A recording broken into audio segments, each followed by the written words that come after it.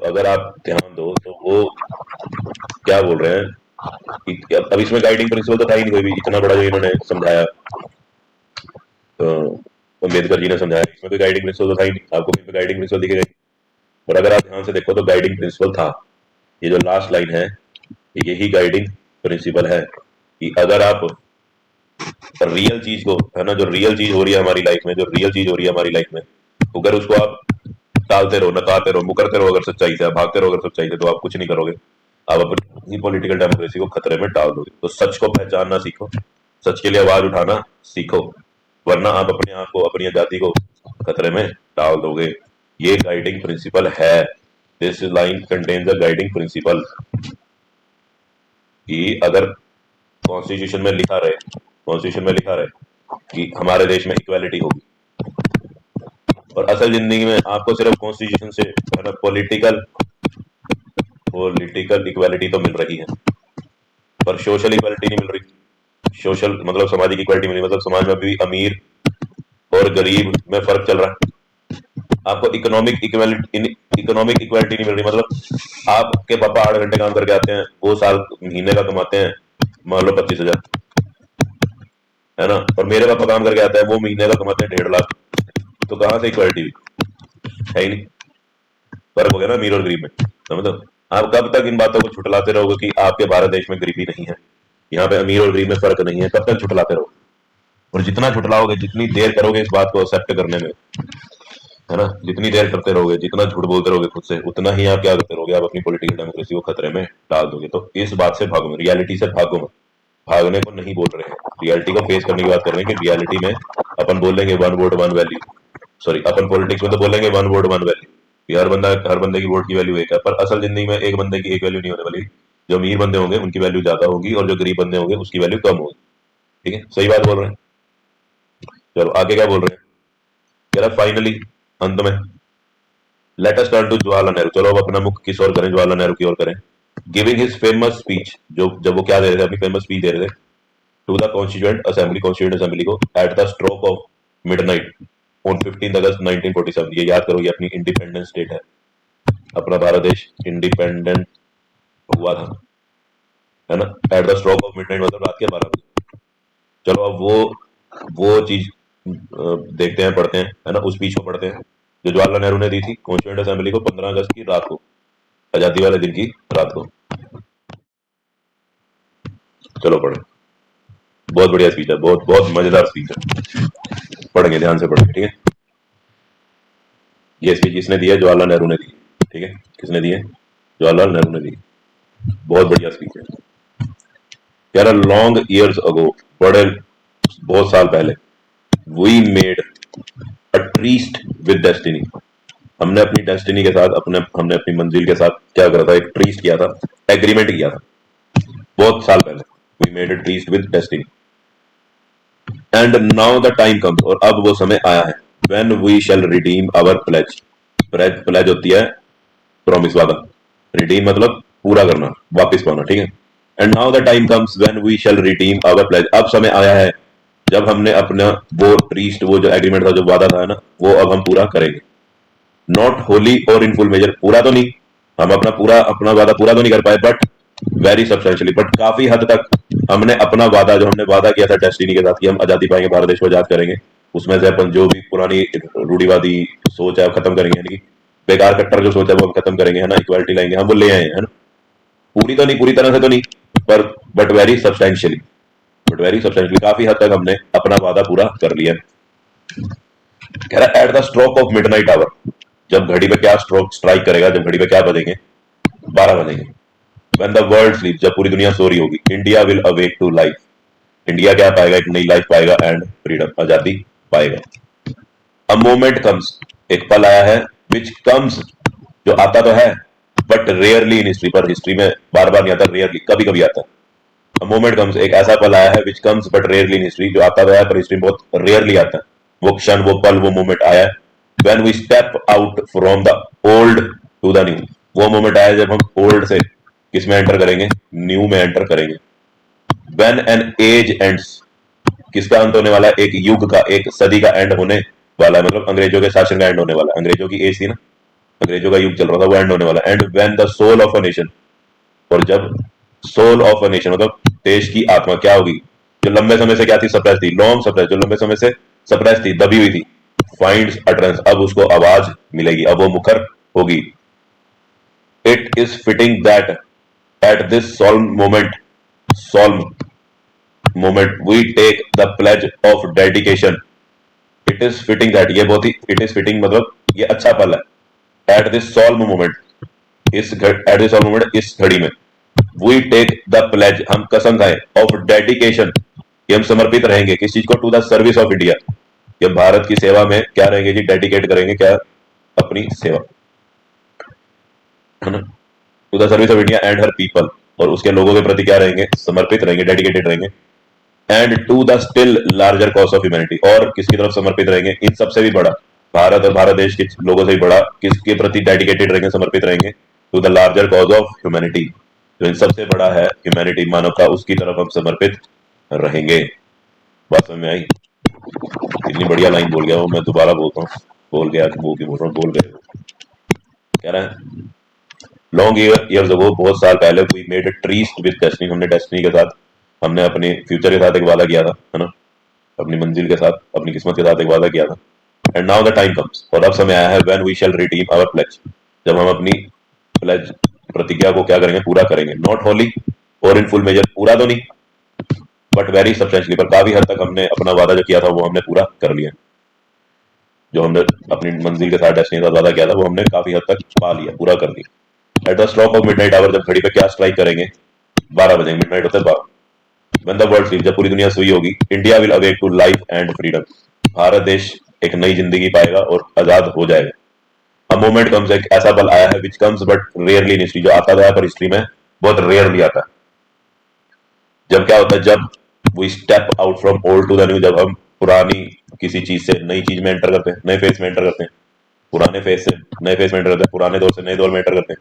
When an as and, जब एक as का, एक युग का क्या हो जाता है, अंत हो जाता है। एंड और when the soul of a nation long suppressed, जब जो एक देश की आत्मा जो है, जो लंबे समय से सप्रेस की गई थी, दबा के रखी गई थी, उसको क्या मिल जाती है, अटरेंस मिल जाती है, उसको भी आवाज मिल जाती है, ऐसा मोमेंट आया है।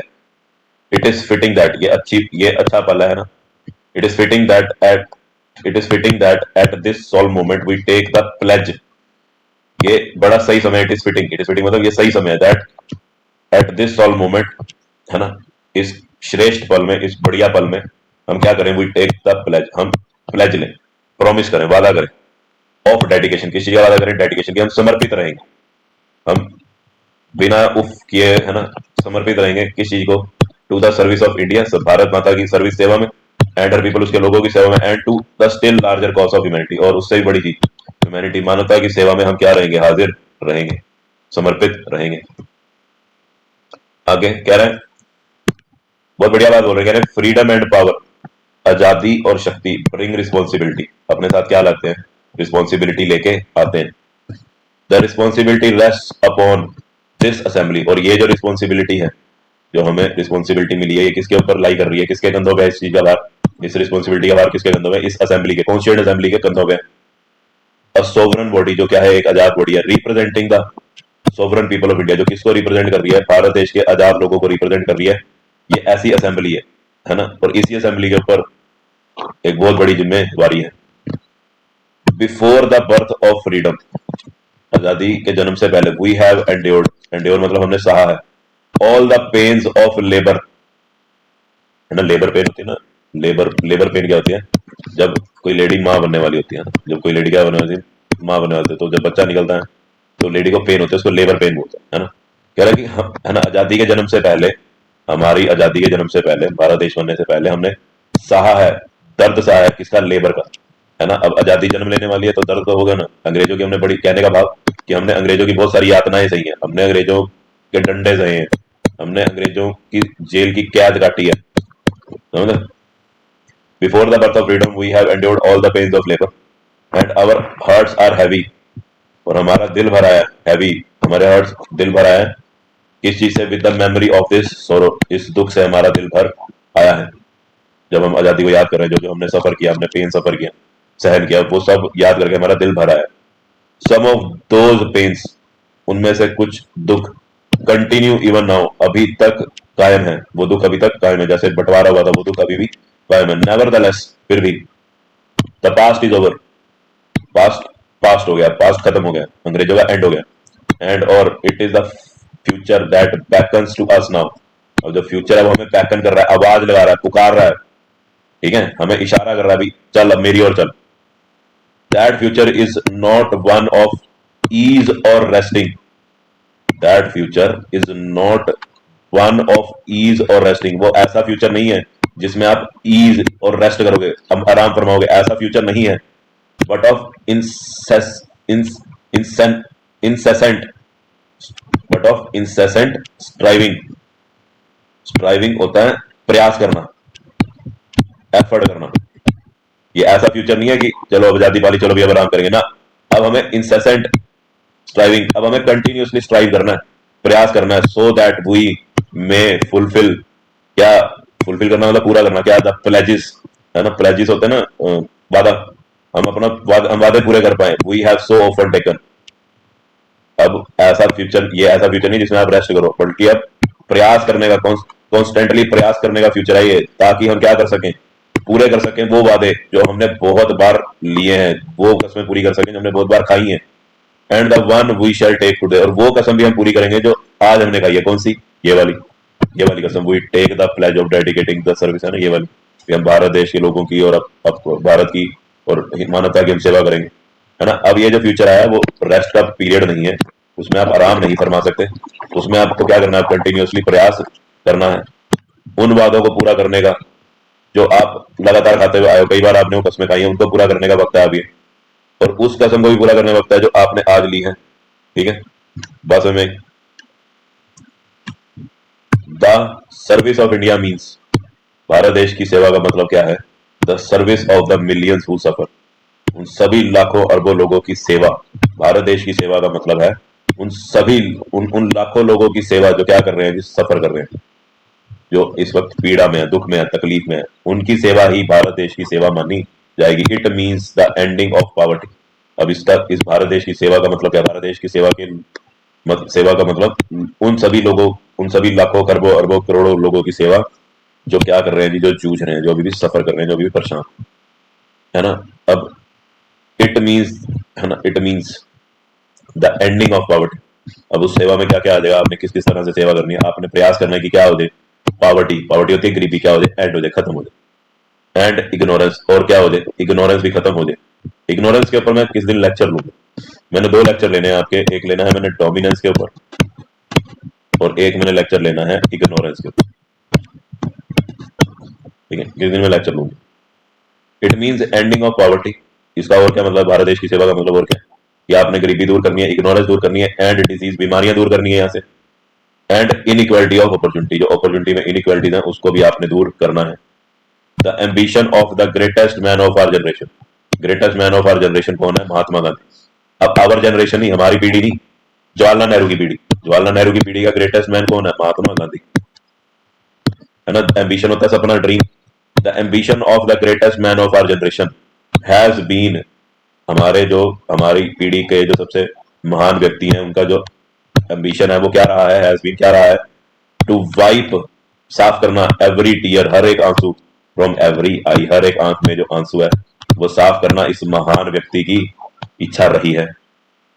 दैट मे बी बियॉन्ड अस, जो अभी हमारे बियॉन्ड अस मतलब जो हमारे सामने, बट है ना, ये एम्बिशन हमारे सामने है, महात्मा गांधी का सपना हमारे सामने, that may be beyond us, but as long as there are tears, जब तक आंखों में क्या रहेंगे, आंसू रहेंगे, एंड क्या रहेगी, सफरिंग रहेगी, दुख रहेगा, पीड़ा रहेगी, so long our work will not be over, तब तक हमारा काम खत्म नहीं होगा। बहुत बढ़िया बात बोली, बहुत बढ़िया बात। देख लो ना गाइडिंग प्रिंसिपल क्या है हमारे कॉन्स्टिट्यूशन, हमारे देश के नेताओं का ही, हमारे देश के नेताओं का ही तो ड्रीम है ये, कि अपने गरीबी वरीबी सब, हर तरह की सफरिंग, इग्नोरेंस हमने खत्म कर दी। अब ऐसा हमारे लीडर लोग बोल रहे थे, उन्होंने एफर्ट भी तो किए होंगे ना कॉन्स्टिट्यूशन को वैसा बनाने में, सोच सकते हो, है ना। बहुत बढ़िया बात बोल गए, बहुत ही बढ़िया बात बोल गए, बहुत बढ़िया बात बोल गए जवाहरलाल नेहरू। ये जब भारत आजाद हुआ था रात के 12 बजे की स्पीच है, मैंने पूरी सुनी है, बहुत बढ़िया स्पीच है। अरे मैं 15 अगस्त को मौजूद नहीं था मैं तब पैदा भी नहीं हूँ, मैं 1947 में नहीं पैदा हुआ भाई, मैं 1989 में पैदा हूँ। अब कहाँ सुन ली भाई, बीबीसी का चैनल आता है यूट्यूब पे, ठीक है, यूट्यूब पे बहुत सारा माल पड़ा है, उसको देखो, ठीक है, बहुत कंटेंट पड़ा है, वो देखो, ठीक। आई वो कितना समझ में आया हो। ठीक है, चलो आगे चलते हैं। चलो ये भी करते हैं। अब हमारा लीडर्स की तो फिलोसफी पढ़ ली, अब अपने कॉन्स्टिट्यूशन की भी पढ़ लेते हैं, ठीक है ना। ये काट लेना जरा, ठीक। कह रहा values that inspired and guided the freedom struggle, वो वैल्यूज जिन्होंने हमें इंस्पायर किया और हमारी फ्रीडम स्ट्रगल को, आजादी की लड़ाई को, आजादी के संघर्ष को गाइड किया, वर इन टर्न वो बाद में क्या हुए जी, formed the foundation for our Indian democracy, वही वैल्यूज बाद में क्या बनी, हमारी भारत लोकतंत्र की फाउंडेशन बनी। फाउंडेशन होती है नींव। अब नींव क्या होता है ना, जैसे आपने ये घर खड़ा करना है, पहले आप ये नींव बनाओगे, ये नींव बनाओगे, ये मजबूत बनाओगे, फिर उसके ऊपर आप घर खड़ा करोगे, तो इसको फाउंडेशन बोलते हैं, ठीक है। वैल्यूज, वो वैल्यूज है ना, दैट इंस्पायर्ड, जिन्होंने इंस्पायर किया और गाइड किया क्या, द फ्रीडम स्ट्रगल, भारत की जो आजादी की लड़ाई थी, उन वो वैल्यूज जिन्होंने इंस्पायर किया और रास्ता दिखाया हमारी फ्रीडम स्ट्रगल को, आजादी की लड़ाई को, वर इन टर्न वो बाद में क्या हुई जी, formed the foundation of India democracy, वही बाद में भारत देश की डेमोक्रेसी की फाउंडेशन बनी, नींव बनी। These values were embedded in the preamble of Indian Constitution, ये वैल्यूज कहाँ पे इम्बेड की गई, कहाँ पे लिखी गई, कहाँ पे ऐड की गई, प्रियम्बल में ऐड की गई, preamble of the Indian constitution, जो भारत देश का प्रियम्बल है, उसमें ये सारी वैल्यूज है ना, वो सभी वैल्यूज जिन्होंने हमारी आजादी की लड़ाई को गाइड किया था, उन सभी वैल्यूज को कहाँ पे जगह मिली, कहाँ पे स्पेस मिली, प्रियम्बल ऑफ द कॉन्स्टिट्यूशन में जगह मिली। आगे चलता हूँ। तो वो वैल्यूज जिसने इंस्पायर किया और प्रेरणा दी, गाइड किया किसको, रास्ता दिखाया किसको, हमारी आजादी की लड़ाई को, है ना, वो वैल्यूज बाद में नींव पत्थर का काम किया, उन्हीं वैल्यूज ने नींव पत्थर का काम किया भारत देश को खड़ा करने में। और ये जो वैल्यूज थी, ये जो इंपॉर्टेंट वैल्यूज थी, नियम थे, प्रिंसिपल्स थे, है ना, are embedded in the preamble of the Indian constitution, उनको किस में जगह दी गई है, उनको भारत देश के कॉन्स्टिट्यूशन जो है, भारत देश का जो कॉन्स्टिट्यूशन, उसके प्रियम्बल में इन वैल्यूज को जगह दी गई है। अब क्या कह रहा है वो आगे, कह रहा है दे गाइड, ये जो वैल्यूज हैं क्या करती हैं, गाइड करती हैं, they guide all the articles of the Indian, articles होते हैं लॉ, जो हमारे कॉन्स्टिट्यूशन में लॉ दिए होते हैं उनको क्या बोलते हैं, आर्टिकल बोलते हैं। ये जो प्रियम्बल है ये क्या करता है, ये गाइड करता है, दे गाइड, ये जो प्रियम्बल है जिसमें सारी हमारे देश की वैल्यूज डाली गई है ना, वो वैल्यूज क्या करती हैं, they guide all the articles of the Indian constitution, कि हमने जो भी लॉ बनाना है इन वैल्यूज को ध्यान में रख के बनाना है। The constitution begins with a short statement of its basic values, जो कॉन्स्टिट्यूशन है वो कहां से शुरू होता है, विद अ शॉर्ट स्टेटमेंट, एक शॉर्ट स्टेटमेंट से शुरू होता है, किसके बारे में, वो statement of its basic values, जो भी वो बेसिक वैल्यूज फॉलो करेगा, है ना, जो भी मॉरल वैल्यूज को फॉलो करेगा, ऐसी एक शॉर्ट स्टेटमेंट से हमारा कॉन्स्टिट्यूशन शुरू होता है, और this is called the preamble to the constitution, इसी शॉर्ट स्टेटमेंट को क्या कहा जाता है जी, प्रियम्बल ऑफ द कॉन्स्टिट्यूशन, ठीक है।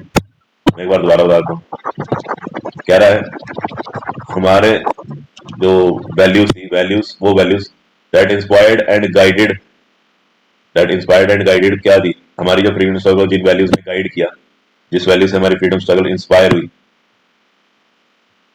क्या हुआ जी, वर इन टर्न वो वैल्यूज बाद में, वो वैल्यूज बाद में क्या हुई थी, है ना, उन्हीं वैल्यूज ने क्या बनाया जी, formed the foundation of India democracy, उन्हीं वैल्यूज ने भारत देश, भारत की जो डेमोक्रेसी है उसकी नींव रखी, फाउंडेशन का काम किया इन्हीं वैल्यूज ने। These values are embedded in the preamble of the Indian Constitution, in values को किस चीज में इम्बेड किया गया, किस चीज में लिखा गया, जो भारत देश का जो कॉन्स्टिट्यूशन है, इंडिया का जो इंडियन जो कॉन्स्टिट्यूशन है, भारत देश का जो कॉन्स्टिट्यूशन है, उसके प्रियम्बल में इन सभी वैल्यूज को ऐड किया गया है। अब दे गाइड, ये जो वैल्यूज है गाइड करती हैं, guide all the articles of the Indian constitution, Bharat देश में जो भी कानून बनेगा, जो भी लॉ बनेगा, जो भी आर्टिकल बनेगा, है ना, हमने कोई भी लॉ बनाना है तो कैसा बनाना है ना, हमें गाइड कौन करने वाला है, गाइड कौन करने वाला है, रास्ता कौन दिखाने वाला है कि हाँ भी ऐसा कानून बनाओ, ये वैल्यूज ही हमें गाइड करने वाली हैं।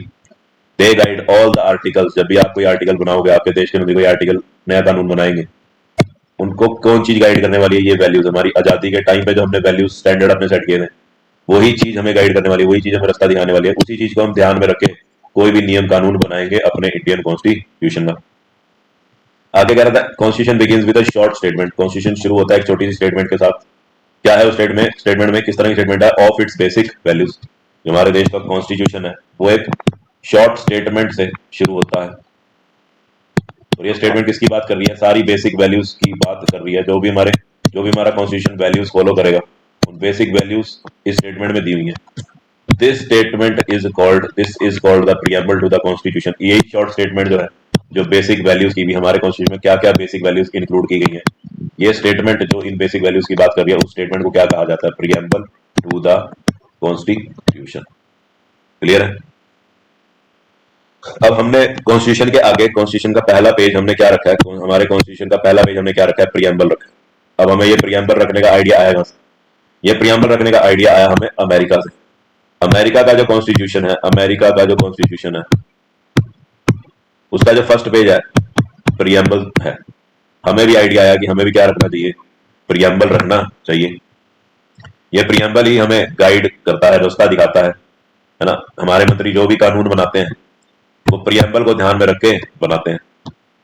तो प्रीएम्बल क्या है? एक तरह का स्कैनर है।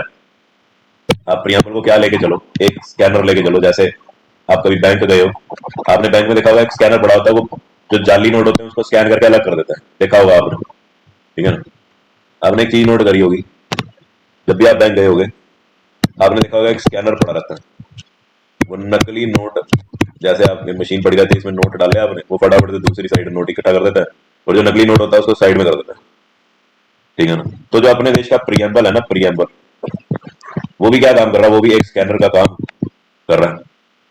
कोई भी लॉ जो होगा उसको प्रीएम्बल नाम के स्कैनर से पहले पास किया जाएगा। अगर वो स्कैनर में पास हो गया तो उस लॉ का क्या बन जाएगा? उस लॉ को क्या बना दिया जाएगा? आर्टिकल बना के कॉन्स्टिट्यूशन में चिपका दिया जाएगा। आई होप इतनी बात आपको समझ में आएगी, ठीक है जी। अब एक वीडियो का काम रह गया और वो है कि हमारा प्रीएम्बल है क्या, ठीक है। तो हम आपको अपने लीडर्स की फिलॉसफी समझ में आई। हमारे लीडर्स कितने क्रिटिकल थे हमारे कॉन्स्टिट्यूशन को लेके, कि ऐसा नहीं बनाना, चुच्चू पुच्चू नहीं बनाना, बढ़िया वाला बनाना, हाई लेवल का कॉन्स्टिट्यूशन बनाना है जो देश के लोगों के सफरिंग खत्म कर सके, पीड़ा दुख खत्म कर सके, है ना। फिर आपको ये भी समझ में आया प्रीएम्बल कैसे बना। प्रीएम्बल का आइडिया हमें मिला अमेरिका से, ठीक है। अमेरिका का जो कॉन्स्टिट्यूशन है वो एक प्रीएम्बल से शुरू होता है, हमारा भी होना चाहिए। और यही प्रीएम्बल हमारी सारी जितनी गाइडिंग वैल्यूज है, जितनी भी हमारे देश की जो गाइडिंग वैल्यूज है, गाइडिंग प्रिंसिपल है, वो सब किसमें ऐड इंक्लूड किए गए हैं? प्रीएम्बल में इंक्लूड किए गए हैं। ये सभी वैल्यूज प्रीएम्बल में इंक्लूड की गई हैं। अब ये जो गाइडिंग वैल्यूज है ये हमें रास्ता दिखाती है कि हमारे नियम कानून कैसे बने होने चाहिए। तो बेसिकली प्रीएम्बल एक स्कैनर का काम कर रहा है, जिसमें आप कोई भी कानून डालोगे वो बता देगा कि दिस लॉ इज गुड, है ना, this law is good, this law is bad. तो बैड को नहीं लगाना, बैड को हटा दो, अगर अच्छा है तो रख लो, उसको आर्टिकल बनाओ और कॉन्स्टिट्यूशन में चिपका दो।